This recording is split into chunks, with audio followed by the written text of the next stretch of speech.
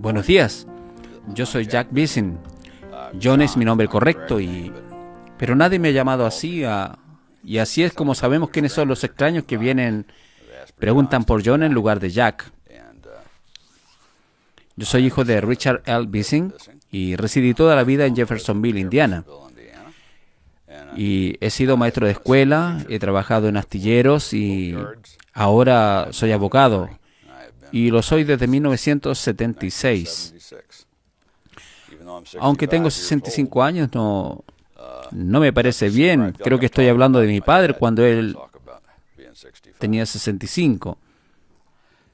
Saben que tuve la suerte de ser criado por un hombre seguro y bien establecido, que no tenía problemas de identidad. Mi padre, Richard Bissing, él fue alcalde durante 20 años, el periodo de servicio consecutivo más largo que alguien haya tenido en la ciudad de Jeffersonville. Y le ofrecieron el puesto de vicegobernador para postularse durante parte de ese tiempo. Él comenzó como mecánico en un taller familiar aquí en Jeffersonville. Parte del tiempo la familia de papá tenía demasiada gente comiendo de la misma canasta. Así que nos mudamos al hotel de Jeffersonville que él construyó. Y eso era al menos nuestro hogar. Estaba allí y nuestra sala de estar era la oficina y teníamos una relación de amistad, como de visitas informales, con cualquiera que viniera. Uno de los que venía con frecuencia era el reverendo Branham. Bueno, ahora nunca lo conocimos como el reverendo Branham, sino siempre lo llamábamos Billy. Y él y papá eran muy amigos. Creo que era unos años mayor que mi papá, pero no muchos, y eran amigos. Recuerdo estar sentado en el suelo frente al televisor con dos tipos detrás de mí tomando un café o una Coca-Cola, contándonos historias sobre cómo eran las cosas. Fueron amigos de toda la vida.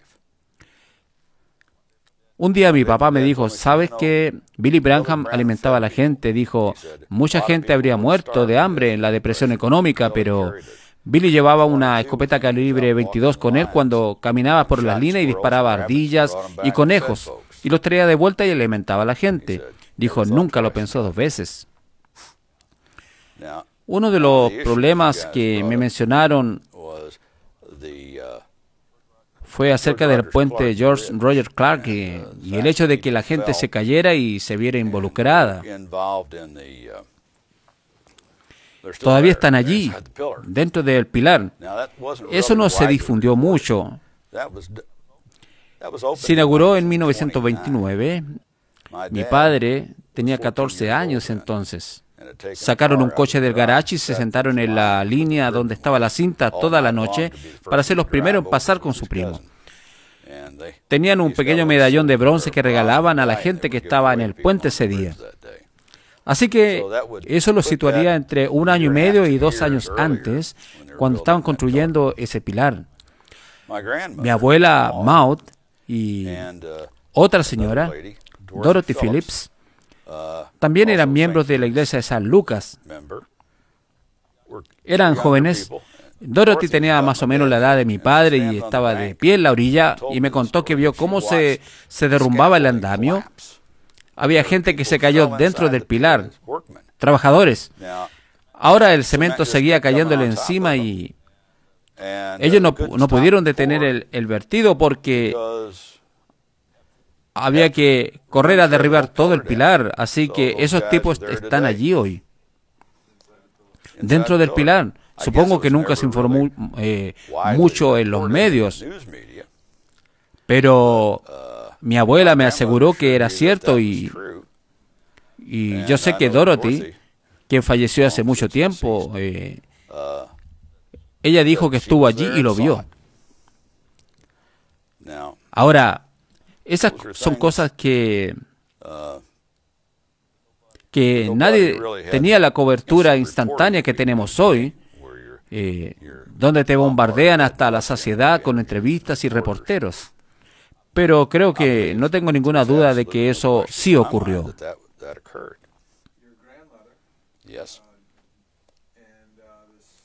la señora Phillips. Yo sé que la señora Phillips lo presenció porque me explicó extensamente cómo había visto el andamio y a esa gente allí arriba y que había una especie de estructura donde estaban vertiendo mucho cemento dentro de ese pilar, y dijo que de repente el andamio se desmoronó y la gente cayó allí al vertido y seguían vertiendo. No, ella no recordaba contarlo, pero eran varios hombres. No sé si habría forma de recordar cuántos entraron allá adentro, pero fueron más de uno, dos o tres. Usted sabe, ella era una niña en ese entonces, presa del pánico, observando aquello desde la orilla del río. Así que, bueno, podrían haber sido una docena o más, pero era un número significativo de personas que de repente perdieron el equilibrio, el andamio se derrumbó y el hormigón siguió cayendo. Oh, sí, en ese momento. Nadie quería detener el puente. El puente necesitaba terminarse y yo supongo que la gente, bueno, miró alrededor y dijo, bueno, ya saben, realmente tuvimos que derribar ese pilar y empezar de cero. ¿Qué clase de retraso hubiese sido? Y esto es simplemente un riesgo que asumieron al aceptar ese tipo de trabajo. Es importante señalar que después de que ese puente se terminó, era un puente de peaje. Y luego llegó la Segunda Guerra Mundial y la planta de municiones del ejército de Indiana vino y lo pagaron, casi aceptando un pedido corto porque la gente que trabajaba en la planta usaba ese puente y realmente no se construyó otro puente sino hasta principios de la década de 1960. Así que eso fue el último de un gran auge de la construcción. Seguridad social, no había seguro médico, no se preocupaban por el bienestar del pequeño trabajador. Los trabajadores estaban, ya saben, a su merced. En esa época se estaban formando sindicatos debido a las terribles condiciones de los trabajadores.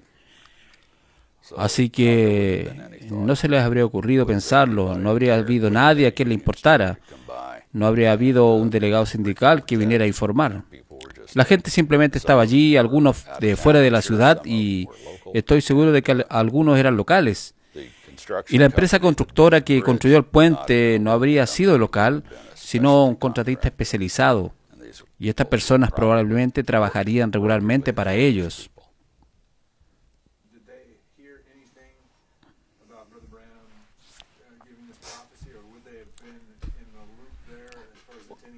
Bueno, ellos nunca asistieron a ninguna de las iglesias de Billy.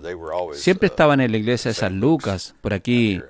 Así que nunca hemos sido parte de la congregación allí con el hermano Branham.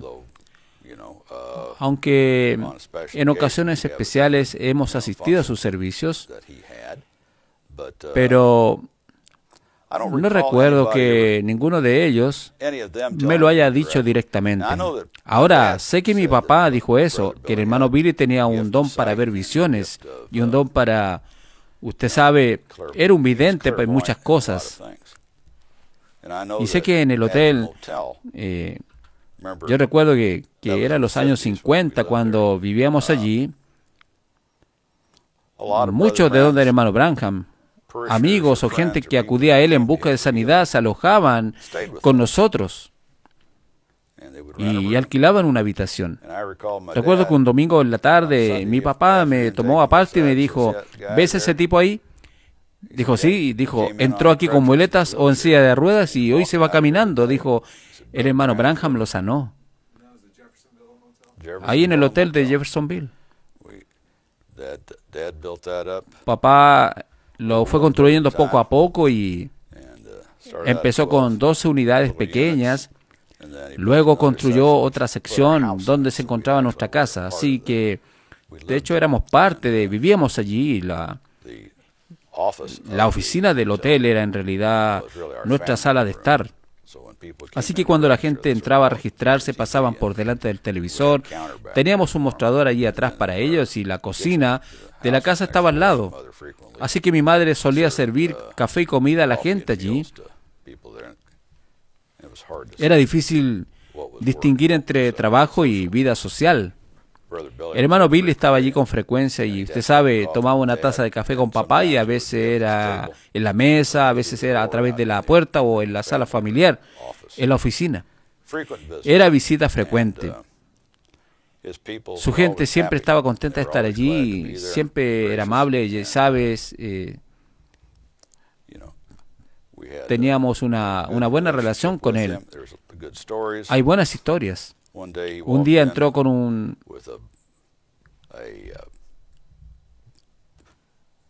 paquete de papel craft y me dijo, Edna, ven aquí, te he traído algo. Eran filetes de oso. Había cazado un oso y lo había hecho cortar en filetes. Apuesto que nunca has comido filetes de oso. Y ella dijo, bueno, tienes razón, yo nunca he comido filetes de oso. Y fue todo un reto para ella descubrir cómo cocinarlos, pero era todo un acontecimiento. Toda la familia participó, incluida la familia extendida.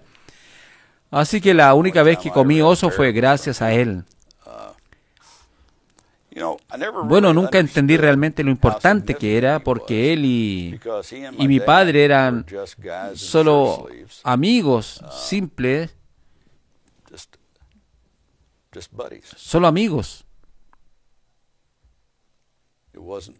No era alguien que harían algo aquí con un propósito para mejorar mi imagen o mi credibilidad en la comunidad.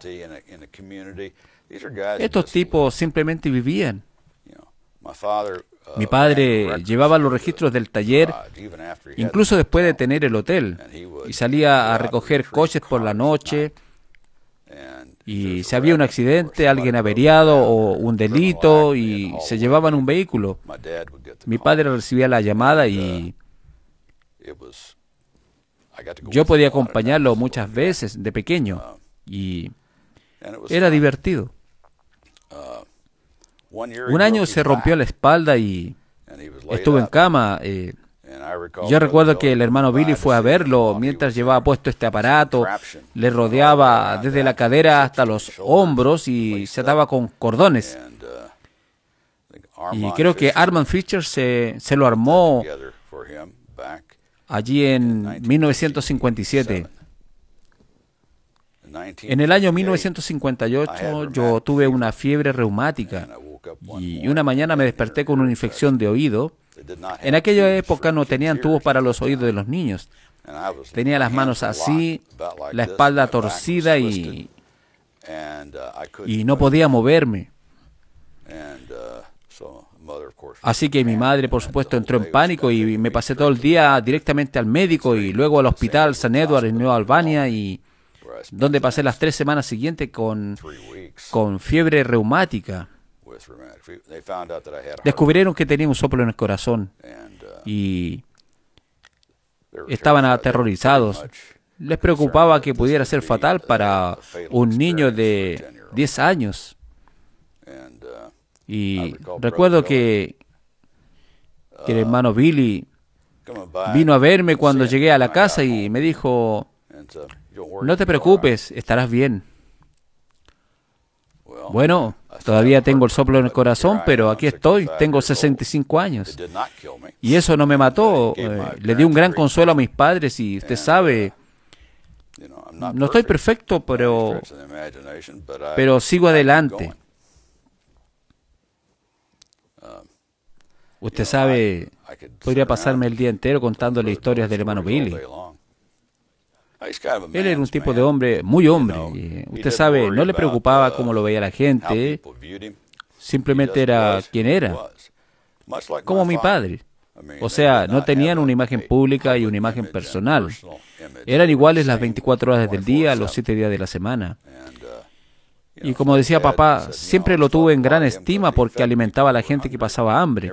Nunca decía nada al respecto, nunca se lo contaba a nadie, simplemente lo hacía. Y así eran esos hombres. Hay mucha gente, hombres, que aunque en realidad no son lo que yo llamo un hombre. Así que tuve suerte de haberme criado con un grupo de amigos sin problemas de autoestima, sin cuestionamientos, que sabían quiénes eran.